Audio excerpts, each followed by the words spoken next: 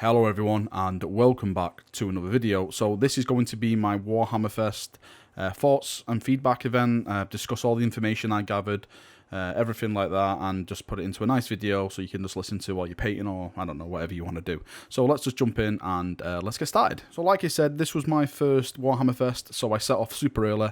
I actually set off around 4:30 in the morning to drive down there, got there around 6:30, like 6:45-ish, met two friends, and we were basically first in line. I think there was 3 people in front of us in line. So we got our seminar bands, we got into the Forgeworld Seminar, and we got into the Citadel, like what's coming next seminar. I think the Citadel one was the main one I wanted to go to, because I wanted to see what 40k stuff was coming. I was super excited for 40k stuff, especially like with all the leaks we had. We had Rogue Trader leak, we had the Knight Codex coming up, we have the Harlequins Codex coming up, so I was really excited about that one. So I'll probably just start on my thoughts and my feedback and the information from that one. So we sat down, first things they said no one's allowed to take any images, like video or photos, which surprised me because I was personally told that you can take pictures of everything. I can understand no video or live streaming and stuff like that, but no images. So I was like, okay, cool, maybe they're going to show off something amazing then, and they just don't want us to spoil it. So I then even got more excited for this seminar, and they started off with Warhammer. They said, okay, let's get Warhammer up first, and they showed off the Sister of Battle. Everyone was going mad, like, yeah, okay, that looks awesome, and that was it. They basically just went, okay, here's specialist games, and I looked to my friend who was next to me, and we were like, no, surely they're joking, that's not it, surely not. And no, they weren't joking. They basically just went on to specialist games, which was kind of weird since they had a specialist games seminar going on at the same time as this event. Like, and I said to him, if I wanted to see specialist games, I just would have gone to the specialist games seminar, but apparently we had something that they didn't, and that was videos of these specialist games, like trailers and stuff, which, to be completely honest, I wasn't really bothered about anyway. And then they moved on to Age of Sigmar, and this was basically the main event, the main show for them. They talked about the second edition. They shown everything you've probably seen by now, like all the death, all the new Stormcast, what they planned for like magic and stuff like that. To be completely fair, I'm not really interested in Age of Sigmar at all. I'm not saying it's like a crappy game, it's just it doesn't interest me one bit. I'm just not drawn to anything. I was just in all kind of let down. Now, I'm not saying like Age of Sigmar should just be like put to the back of the room and no one should talk about it. I just thought that with all the amount of stuff that is coming out for 40k, especially like the Harlequins Codex, which, by the way, has just had an article today, right before I did this video, which is really strange. So I was saying, why have they left it now to do this article on Harlequins? Why didn't they at least show like the codex off in like a display cabinet? I know like they showed off the big warp gates, which was cool, but I was going around thinking, you know, maybe they're gonna like at least have like the Harlequin Codex, or, you know, like the Knight Codex and stuff. Like before the Custody Codex came out, they had like that codex in the display cabinet like 3 or 4 weeks before even it went on like pre-order and stuff. So I was really surprised about that, and I'm still scratching my head why they didn't even add more 40k stuff to that seminar, especially so because the seminar actually ended like 15 minutes, because they're supposed to last like an hour, and it finished like 15 minutes before that hour mark. So I was like, well, you could have filled that up with like showing Harlequin stuff and, I don't know, maybe teasers with some Knight stuff or something like that. But I think their main agenda was basically showing the Age of Sigmar stuff and just getting that out there to the crowd. But me and my friends who I were with, we weren't really interested in that. I can't speak for everyone, but a lot of people who I was speaking to after that seminar had the same views as me. They were like, oh yeah, I was really disappointed we didn't get to see more 40k stuff. Like, of course, the Sister of Battle model was amazing, I loved it. I actually wish they would have just gone in and probably maybe shown more renders of the Sister of Battle stuff if they didn't want to show any Harlequin stuff off or Knight stuff.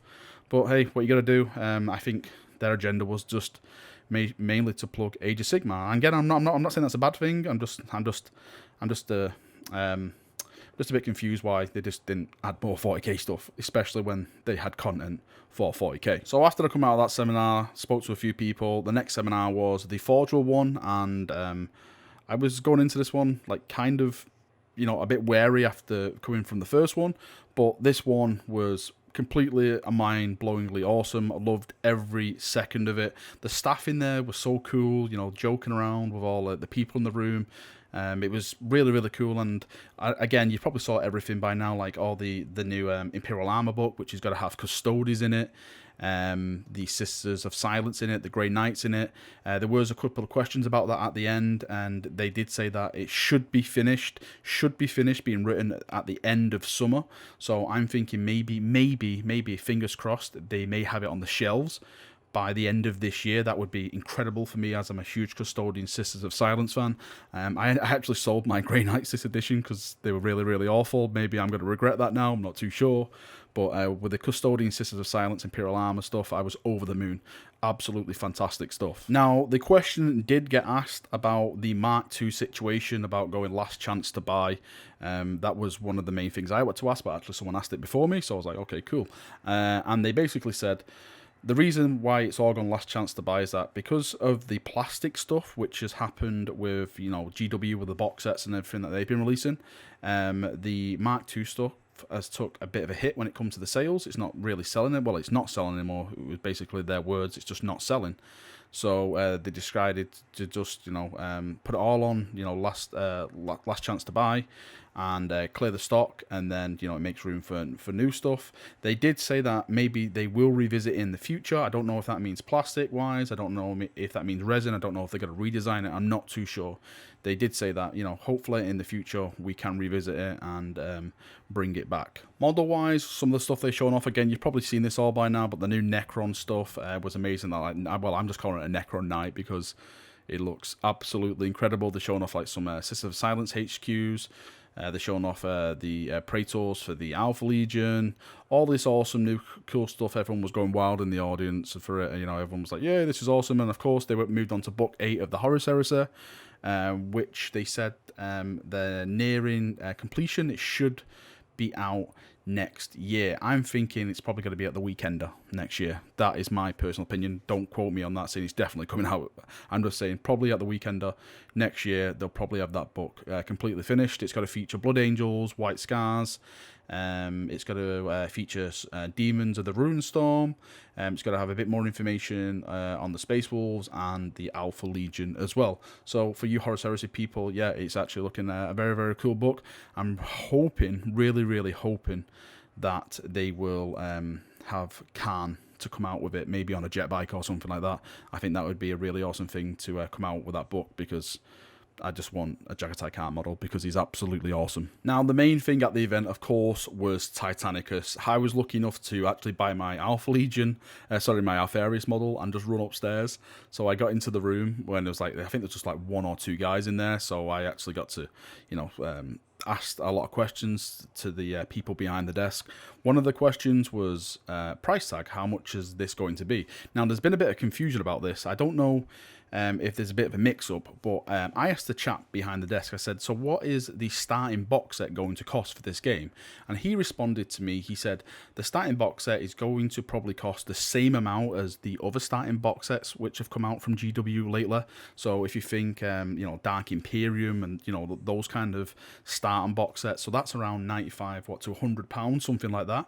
Now, when I mentioned this to another chap who I was speaking to, he said, well, I think they may be confused because I got quoted £175. Now, this is where I think the confusion's come from. I think that chap was speaking about, I think it's called the Grandmaster box set, where you get like, I think it's 2 Warlords and 6 Knights. You get a bunch of scenery in. I think that is the £175 price tag he was on about, where I was on about the actual starter box set, where I think you get like 1 Warhound and just 3 Knights and just like the rule book or something like that, if I'm not mistaken. So I think that is the mix-up which I've been seeing online about people have been quoting, well, I've heard 100, I've heard 200 and stuff like that. Again, we haven't really got a price tag absolutely confirmed. He just said about that, so we'll see. I know it's out in August, so I'm sure the price drop will be dropping in the next month or so, and we can actually get some confirmation on that. Model-wise, I know a lot of people have asked me about how big are the models. The Knight models, the actual, the smallest Titan Knight models, around about the same size as a Space Marine, not a Primaris Marine, around the same size as a Space Marine.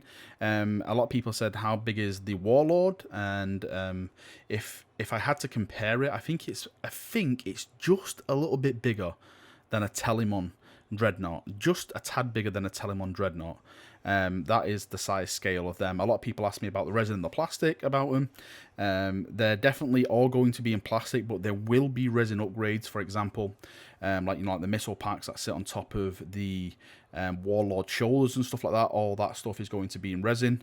But the majority of like 99, well, let's say like 95% of the Adeptus Titanicus is going to be in plastic. It was actually supposed to be in resin, and that's why it took so long to come out, because they changed the full design process to plastic, one of the chaps said. So that's why it got pushed back somewhat, because they were changing all the designs over to plastic rather than releasing it in resin. When it comes to the units and future units, I did ask him about an Imperator Titan, because I know someone said please ask about Imperator Titan, so I asked about that, and they basically said at the moment we're just going with these units that we've got, but of course for future editions, for expansions and stuff, we'd definitely love to add more stuff, but at the moment we just want to focus on the units which are being displayed here. Now, a lot of people said there's no Hound Titans being displayed. Are they in it? They're definitely in it. They were just being designed at the time, they said to me, so they didn't actually bring any just to show off, but they are definitely coming. They will definitely be part of Adeptus Titanicus. Another really cool thing about Adeptus Titanicus, which I was speaking about, is like, of course, you've probably seen it by now. Again, you've probably all seen this by now on the Warhammer community website. They have like modular boards where you can switch around and like make, certain maps and scenery and stuff like that.